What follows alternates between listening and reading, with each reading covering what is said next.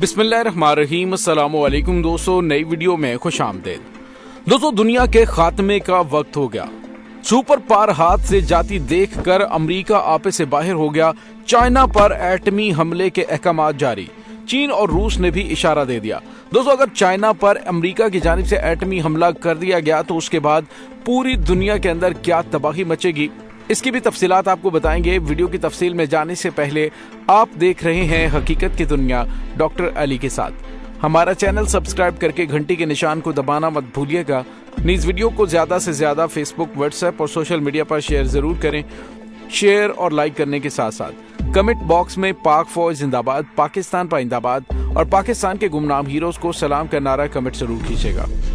दोस्तों, रूस की जानिब से यूरोप पर एटमी हमले की धमकियां दी जा रही हैं, जबकि अब अमेरिका जो कि दुनिया की सुपर पावर है उसको अपनी सुपर पावर हाथ से जाती हुई नजर आ रही है और इसी वजह से उसने चीन पर एटमी हमला करने की धमकी दी है। जी हाँ दोस्तों, ये पहला मौका है कि जब अमेरिका की जानिब से ऐसे वाशगाफ अंदाज में और अमेरिकी एयरफोर्स के 4 स्टार जनरल की जानिब से ये धमकी दी गई है कि अमेरिका और इसराइल के दरमियान ताइवान के मामले पर जारी तनाव के नतीजे में एटमी जंग छिड़ सकती है और इसके लिए उन्होंने कहा हमारी तैयारी भी मुकम्मल है। सोशल मीडिया पर मंजर आम पर आने वाले मेमोरेंडम में एयर मोबिलिटी कमांड के जनरल माइक मैनिहन ने कहा है कि हमारा बुनियादी मकसद उनको रोकना है और अगर जरूरत हुई तो चीन को शिकस्त देनी है। उन्होंने अपने कमांडर्स को इस साल में तमाम तर तैयारी मुकम्मल करने की हिदायत करते हुए कहा कि मैं चाहता हूं कि ये हमारी तैयारियां गलत साबित हो, लेकिन मुझे खदशा है कि हमारे दरमियान 2025 तक जौहरी जंग हो सकती है। अमेरिकी जनरल ने इस पेशगोई की वजह बताते हुए कहा कि आइंदा साल ताइवान के सदारती इंतखाबात हो रहे हैं जो कि चीन को फौजी जारहियत का जवाब फराहम कर सकते हैं, जबकि अमेरिका खुद भी व्हाइट हाउस में नए सदर के इंतखाब के लिए मुकाबले में मसरूफ होगा। अमेरिकी जनरल की जानिब से लिखे गए इस मेमोरेंडम की पेंटागन की जानिब से तस्दीक कर दी गई है, जिसमें उन्होंने मजीद कहा कि चीन के सदर शी जिनपिंग की टीम हालातों, वाकयात और वजूहात 2025 से मुताबिकत रखती है। इस मेमोरेंडम में मोबाइल कमांड की टीम के तमाम एहलकारों को फायरिंग रेंज की प्रैक्टिस और सर को निशाना बनाने की तरबियत की हिदायत की गई है। पेंटागन के तर्जुमान AFP को इस मेमो की तस्दीक करते हुए बताया कि यह हकीकत है कि मेमो भेजा गया है। हालिया अरसे में अमेरिका के सीनियर सियासतदानों और ओहदेदारों की जानिब से बारहा कहा जा चुका है कि ताइवान के कंट्रोल संभालने के लिए हर गुजरते दिन के साथ चीन के इकदामात में तेजी आ रही है।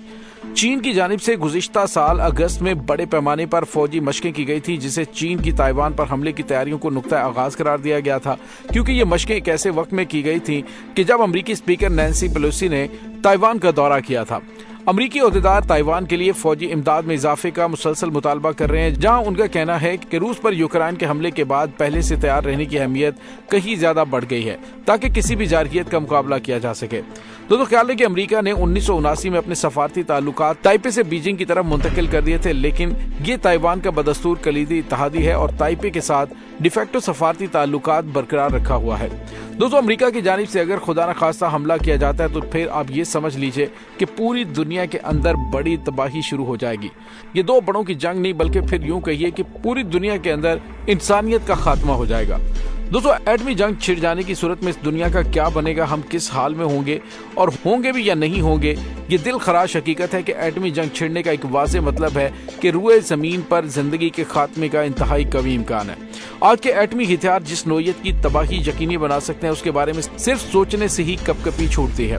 दोस्तों, आज का एक आम एटमी हथियार भी इतना ताकतवर है कि अच्छे खासे बड़े शहर को मिट्टी का ढेर बना सकता है। आज के एटम बम इतने ताकतवर हैं कि बुनियादी ढांचे को मुकम्मल तौर पर तबाह कर सकते हैं। उनसे खारिज होने वाली ताबकारी भी इतनी ज्यादा होगी कि जानदारों के लिए सांस लेना मुहाल हो सकता है। अगर एटमी हथियार बड़े पैमाने पर इस्तेमाल होने तक मामला पहुंचा तो समझ लें कि इस रुए जमीन को खुदा हाफिज कहने का वक्त आ गया है। एटमी जंग छिड़ने की सूरत में कितनी बड़ी तबाही वाक़ हो सकती है, इसका अंदाजा लगाने के लिए मगरिब में फिजिक्स, केमिस्ट्री और बायो एटमी टेक्नोलॉजी, मुआशियात और दीगर अहम शोबों से ताल्लुक रखने वाले 40 माहिरीन की एक टीम को काम पर लगाया गया। इस मंसूबे में कमोबेश $30 लाख सर्फ हुए। उन माहिरीन ने एटमी जंग छिड़ने की सूरत में पहुंचने वाले नुकसान के हर पहलू का भरपूर जायजा लिया और ये देखने के लिए कि किसी भी एटमी हथियार में मौजूद मवाद किस कदर तबाही बर्पा कर सकता है, माहिरीन ने एक एटमी हथियार से सिर्फ मटर के दाने के बराबर एटमी मवाद लेकर उसका धमाका करवाया, तो उसके नतीजे में रूनुमा होने वाली तबाही देखकर सब लरस गए। फिर मुमकिन तबाही का भी भरपूर जायजा लिया गया तो अंदाजा हुआ कि एटमी जंग छिड़ने की सूरत में तो कुछ भी नहीं बचेगा। माहिरीन कहते हैं कि एटमी जंग की सूरत में इतना धुआं पैदा होगा कि सूरज की रोशनी का जमीन तक पहुंचना इंतहाई दुश्वार हो जाएगा। ये कैफियत महीनों नहीं बल्कि बरसों तक बरकरार रह सकती है। ऐसे में कमोबेश 20 साल तक कुछ भी उगाना इंतहाई दुश्वार होगा। सूरज की रोशनी के ना होने से रुए अर्ज पर बर्फानी दौर शुरू हो सकता है। एटमी हथियारों के इस्तेमाल से ताबकारी भी इतनी फैलेगी कि पानी के ज़खायर आलूदा हो जाएंगे। यूं पीने के पानी की तलाश इंसान को हवास से बेगाना कर देगी। समुद्रों का पानी भी ताबकारी से इतना आलूदा हो चुका होगा कि उसमें पाए जाने वाले जानदारों की बहुत बड़ी तादाद हलाक हो चुकी होगी और जो रह जाएंगे उन्हें खाया नहीं जा सकेगा। गोया एटमी जंग खुराक, तवानाई और पीने के पानी का इंतहाई खतरनाक बल्कि जानलेवा बहरान पैदा कर देगी। बुनियादी ढांचा तबाह होने से फूड सप्लाई चेन भी मुतासिर होगी, जिसके नतीजे में कमोबेश हर खित्ते में खुराक का बहरान भयानक शक्ल इख्तियार कर लेगा। दोस्तों, एटमी जंग के नतीजे में पूरे मुल्क तबाह हो जाएंगे और ऐसे में मुआशतों का भट्टा बैठ जाना फितरी बात है। जो बड़ी ताकतें दावे करती हैं कि अपने शहरियों को एटमी जंग के असरात से महफूज रखने में कामयाब होंगे, वो भी ऐसी हालत में ढंग से जीने का सामान नहीं कर पाएंगे। एटमी हथियारों का इस्तेमाल दुनिया को इस काबिल नहीं छोड़ेगा कि नॉर्मल जिंदगी शुरू की जा सके।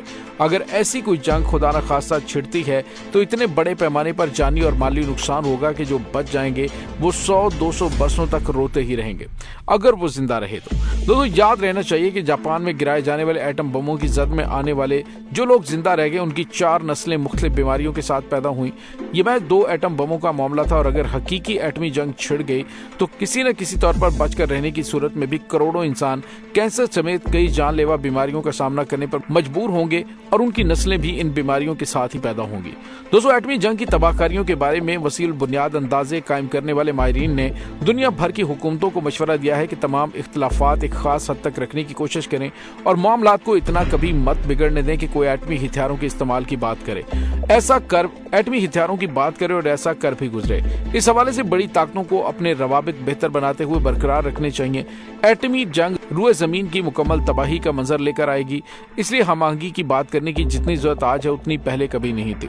बड़ी ताकतों को अस्करी कुव्वत के जरिए दुनिया को फतह करने की जहनीत तर्क करके मोहब्बत, हमआहंगी और इश्तराके अमल के जरिए दुनिया को रहने के लिए बेहतर जगह बनाने पर तवज्जो देनी होगी और ये उन तमाम ताकतों पर फर्ज है जिन्होंने दुनिया को तबाही के दहाने पर पहुंचाया है। दोस्तों, पाकिस्तान समेत पूरी दुनिया इस वक्त बारूद के ढेर पर बैठी हुई है। अमेरिका और चीन की जंग छिड़ती है या अमेरिका और रूस की जंग छिड़ती है, कहीं से भी पहल एटमी हथियारों की हो गई तो समझ लीजिए कि कोई तरक्की याफ्ता है, कोई गैर तरक्की याफ्ता है, कोई मुल्क एटमी हथियार रखता है या नहीं रखता, पूरी दुनिया में इतनी बड़ी तबाही आएगी कि जिसका तस्वुर करना भी नामुमकिन हो जाएगा। तो दोस्तों, आपको क्या लगता है कि अमेरिका की जानिब से सिर्फ धमकियां दी जा रही हैं या अमली तौर पर अमेरिका की जानिब से एटमी जंग शुरू की जा सकती है? कमेंट सेक्शन में अपने ख्यालात का इजहार जरूर कीजिएगा। इसके साथ ही डॉक्टर अली को इजाजत दीजिए। इंशाल्लाह बहुत जल्द मिलते हैं एक नई वीडियो में। तब तक के लिए अपना बहुत सारा ख्याल रखिएगा। पाक फौज जिंदाबाद, पाकिस्तान पाइंदाबाद, पाकिस्तान के गुमनाम हीरोज को सलाम, अल्लाह वारिस।